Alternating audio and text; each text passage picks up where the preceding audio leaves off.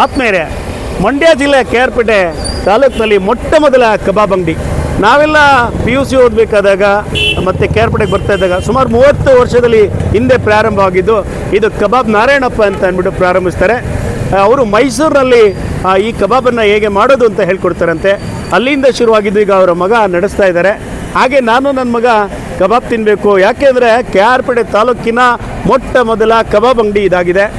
ಇವರನ್ನ ನೋಡಿಕೊಂಡು ಸುಮಾರು 10 ಜನ ಇವತ್ತು ಕಬಾಬ್ ವ್ಯಾಪಾರವನ್ನು ನಂಬಿಕೊಂಡು ಜೀವನವನ್ನು ಮಾಡ್ತಾ ಇದ್ದಾರೆ. ನಿಜವಾಗ್ಲೂ ಈ ನಾರಾಯಣಪ್ಪ ಅವರ ಕಬಾಬು ಹೇಗೆ ಫೇಮಸ್ ಅಂದರೆ, ಸ್ಪೀಕರ್ ಕೃಷ್ಣ ಅವರು ಕೂಡ ಇಲ್ಲಿಂದ ಕಬಾಬನ್ನು ಪಾರ್ಸೆಲ್ ತೊಗೊಂಡು ಹೋಗ್ತಾ ಇದ್ರಂತೆ. ನೋಡಿ, ಇಲ್ಲೇ ಅವರು ಇದ್ದಾಗ ನಾರಾಯಣಪ್ಪ ಕೊಡಪ್ಪ, ನನಗೆ ಒಂದೆರಡು ಪ್ಲೇಟ್ ಕೊಡಪ್ಪ ಅಂತ.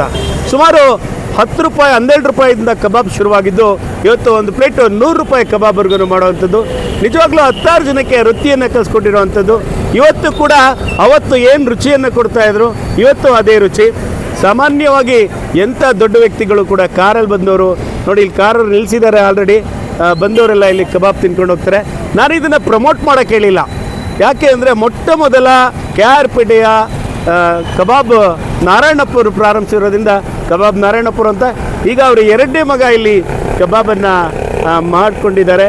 ಹಾಗೆ 10 ಜನಕ್ಕೆ ವೃತ್ತಿಯನ್ನು ಕೂಡ ಕಲಿಸ್ಕೊಟ್ಟಿದ್ದಾರೆ. ನಾವು ಕೂಡ, ನಾನು ನನ್ನ ಮಗ ಇಲ್ಲಿ ಕಬಾಬನ್ನು ಕಟ್ಸ್ಕೋಬೇಕು ಅಂತ ಬಂದಿದ್ದೇವೆ. ನಮಸ್ಕಾರ ಆತ್ಮೀಯರೇ, ನಮಸ್ಕಾರ.